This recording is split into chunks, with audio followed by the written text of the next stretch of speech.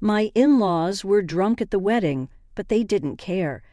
Even though people were whispering about them, they started yelling at me. It's too late now that you're married, but if you want to be part of this family, you need to show us you have enough money, they said. Yes, your dad is right. So make sure to give us $1,000 a month as a new bonus, they added. I was shocked by their demands. I couldn't believe they would say such things at my wedding reception. I just stared at them, feeling my face go pale. My dad took the microphone from them. Enough is enough.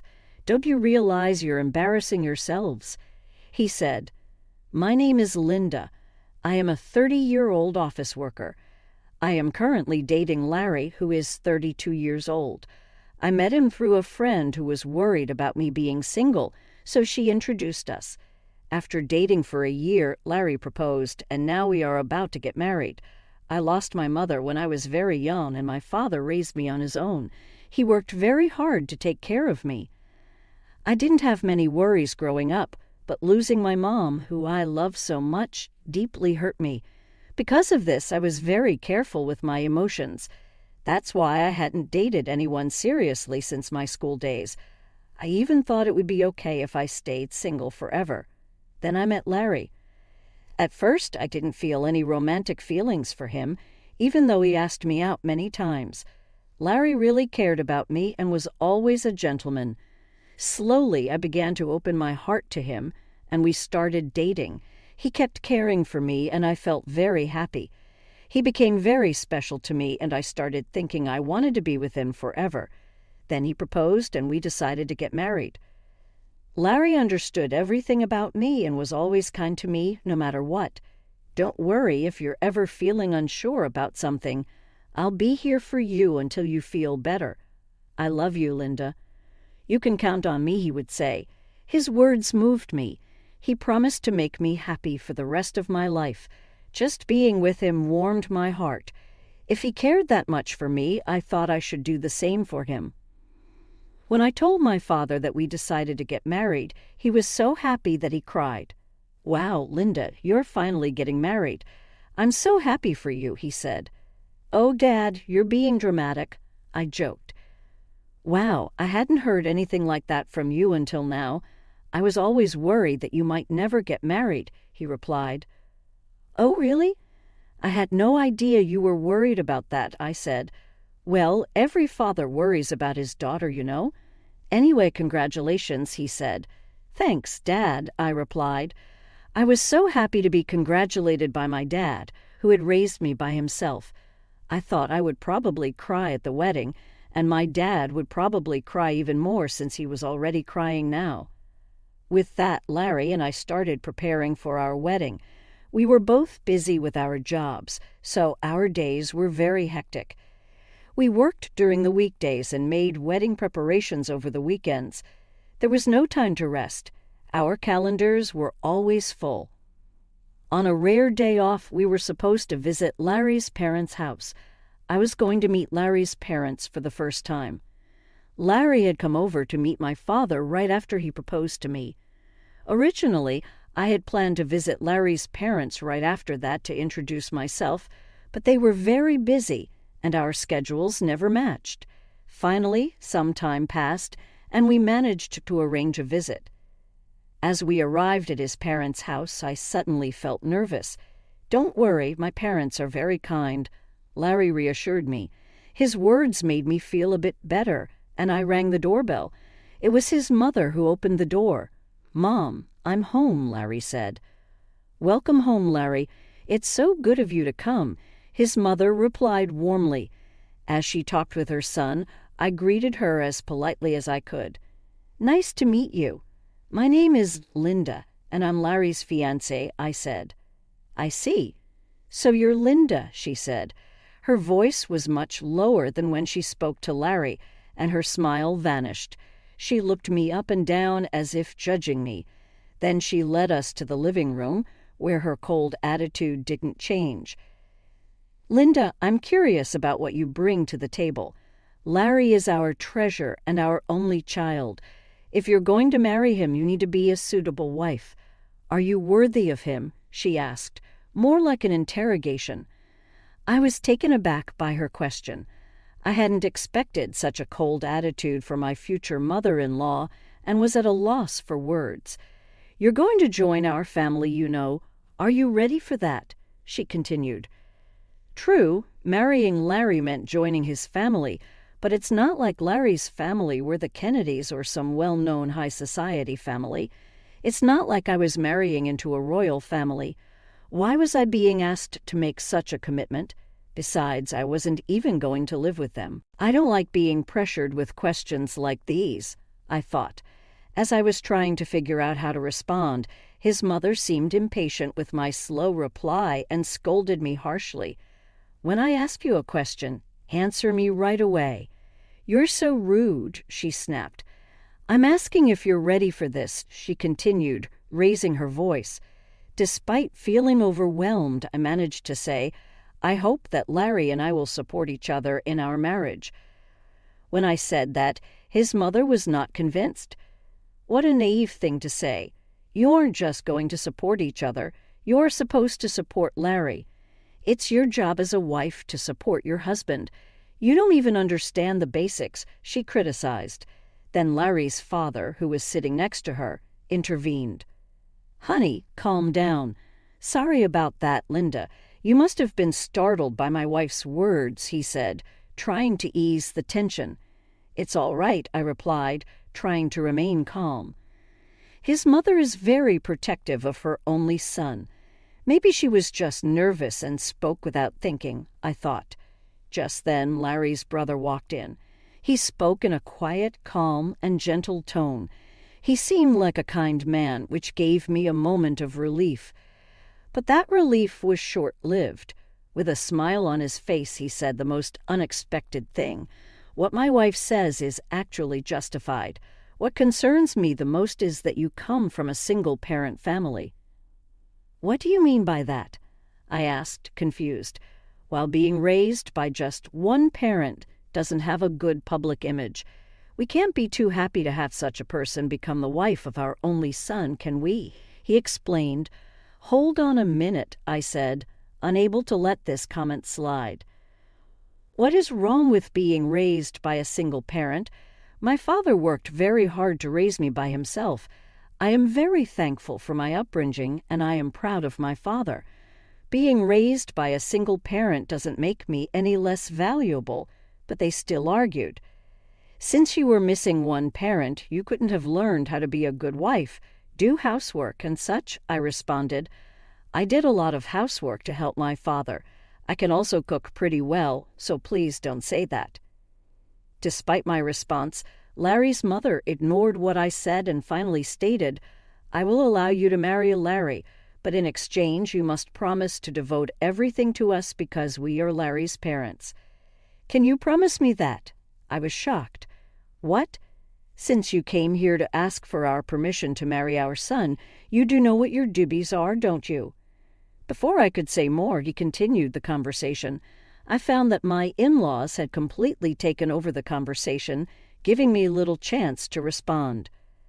That night, as I thought more about the marriage, I decided to share my feelings with Larry. "Say, Larry, do your parents always talk to people like that?" "What about it?"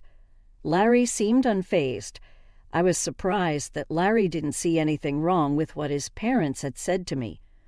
"Well, I mean the way your parents spoke to me and what they said," I tried to explain. "Oh, really? Well, they were just talking about whether you were ready for this marriage. I get that your parents are worried about their son's marriage, but I feel like what your parents were saying was a bit too much." "Really? Why is that?" "My parents didn't say anything wrong. Besides, they've given us permission to get married, so don't worry about it." That's true, but I felt uneasy that Larry seemed to side with his parents more than with me. That was very troubling. I guess he realized I was feeling unsure because he gave me a hug. "Linda, you don't have to worry so much. My parents are just a bit upset because their only son is getting married," he said. He spoke as if he didn't fully support me. "It's all going to be fine. Don't overthink it. I'm sure they just want what's best for us. They want us to be as good of a couple as they are. That's why they were a bit harsh." "Oh, really?" I replied, like he said, "Maybe his parents have high expectations for us." But even if that's the case, I don't think it's right for them to belittle me because I was raised by my father. I don't think people who say such things make a good couple. We are the ones getting married, and we should be the focus, not the approval or disapproval. With that perspective, although I was still a bit upset, I decided not to dwell too much on his parents' opinions then. The day of the wedding arrived. We had many guests, including our relatives, friends, colleagues, and bosses. I walked down the aisle with my father, who had raised me all my life. Larry and I exchanged our vows and rings. We were met with applause, and for the first time I truly realized that I was getting married to Larry.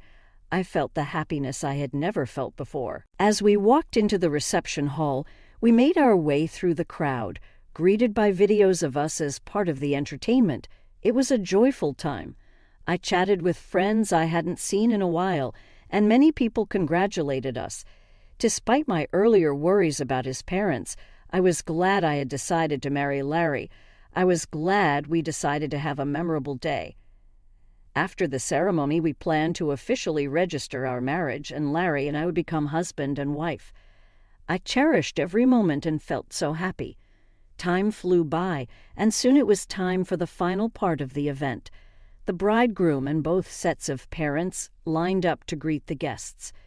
But I started to feel uneasy because of Larry's parents. We were all supposed to be standing in line, but his parents were wobbly on their feet. If you looked closely, you could see that their faces were bright red. They had drunk too much. Some relatives asked if they were okay. My in-laws were clearly drunk, but we had to wrap up the ceremony and get it over with. The moderator handed the microphone to me and Larry. Suddenly, Larry's mother snatched my hand away from him and yelled at me like a professional wrestler in the middle of a challenge. "Listen to me, Linda. After this wedding, you're going to devote yourself to us completely. Prepare yourself because we are going to test you really hard." The guests started whispering to each other, and some even thought it was a joke and laughed. Then Larry's father grabbed the microphone. "Linda, don't you feel embarrassed to wear a dress like that? It doesn't suit you at all, dear. You should tell her the truth," his mother chimed in. As expected, the whispers among the guests changed in tone. I looked at Larry, hoping he would stop his father's rude comments, but Larry said he couldn't do that, and that his parents weren't doing anything wrong. It became clear he would never protect me from his parents in the future. That was the moment I realized it. I was certain of it even as the hall buzzed around us. My in-laws were drunk and continued to insult me. "You're already married, but if you're going to be part of this family, you need to prove that you have enough money," they said. "Yes, that's right," they continued. "After you register your marriage at the city hall, you should give us a few thousand a month and your entire bonus." I was shocked by their words. I never thought they would say such things at our wedding reception. I just stared at them, feeling my face go pale. My father took the microphone from them. "Enough of this. Don't you realize you're making fools of yourselves?" he said, though still showing some respect. His parents glared at my father. "Why are you interrupting us while we're talking?" I knew this woman's father was no good. "Single parents are never any good," they said. How dare they insult my father? I thought. My father, keeping his cool, replied, "You people are even worse than I imagined. You even refuse to meet me because I am a single father. I never thought that someone like you would work for President Scott. President Scott is such a respectable person. I assumed his employees would be decent as well." At that, my father-in-law's face turned very serious. How do you know President Scott?" he asked. "He's a business partner of my company and, more importantly, an old friend of mine," my father explained. "And speaking of single parents, President Scott was raised by his mother alone. So you just insulted the president of the company you work for." Seeing my in-laws' faces fall at my father's words, I realized they finally understood the mess they had gotten themselves into. "I apologize, sir. Please don't tell the president about this," my in-law pleaded, suddenly falling to his knees. Just moments before, he had acted like he was in charge, but now he looked defeated. I could hear laughter from the guests. Some even pulled out their cell phones to record the scene. "No matter how much you apologize, you can't take back your words," my dad said. He walked over to me and asked if I wanted to go home with him. I said yes and took the microphone from Larry's hand. "Thank you for the great entertainment, but there will be no marriage," I announced to Larry and his parents and to everyone who attended. "I will make sure to return the money you gave us for this occasion." Then I left the reception hall with my dad. I caught a glimpse of Larry and his parents looking dismayed, and soon after, his relatives rushed over with worried expressions on their faces. The place must have been in complete chaos. As I returned their money, I apologized to the guests. They all expressed sympathy for me and praised me and my dad for our actions, saying it was good that we weren't taken advantage of by such terrible people. Later, Larry's co-workers who had attended the reception must have spread the word about what happened at his company. Larry became known for having such unreasonable parents and was criticized for having a weak character. His embarrassment was so great that he resigned voluntarily. Of course, the president of my father-in-law's company found out about the incident. Larry's father was demoted and sent to an insignificant division of the company, transferred to a remote office in the countryside. I heard that Larry's family has been ostracized by all his relatives because of what happened at the wedding. While it's unfortunate, it really was their own doing, and sometimes things like that just can't be avoided. In the meantime, I've been using this opportunity to strengthen my relationship with my dad. We've been spending more quality time together, and it's helped me appreciate all he's done for me even more. One day he sat me down for a serious talk. "Linda, are you interested in running the business?" he asked, looking at me with a mixture of hope and seriousness. "Do you mean?"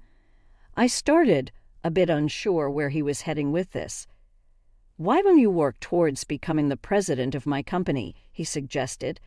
It was a big step, and he seemed to believe I was ready to take it on.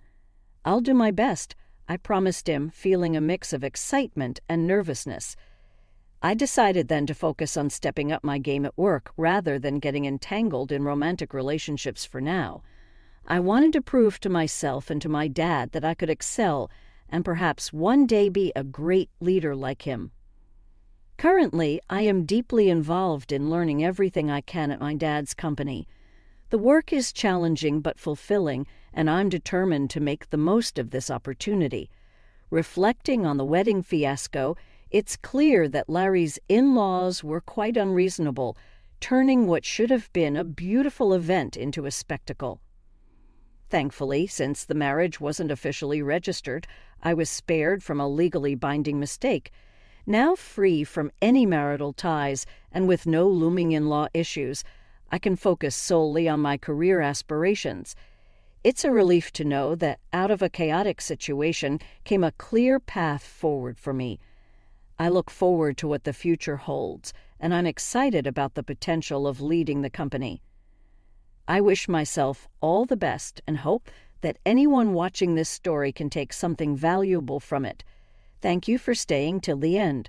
Please consider subscribing if you enjoyed the story, and I hope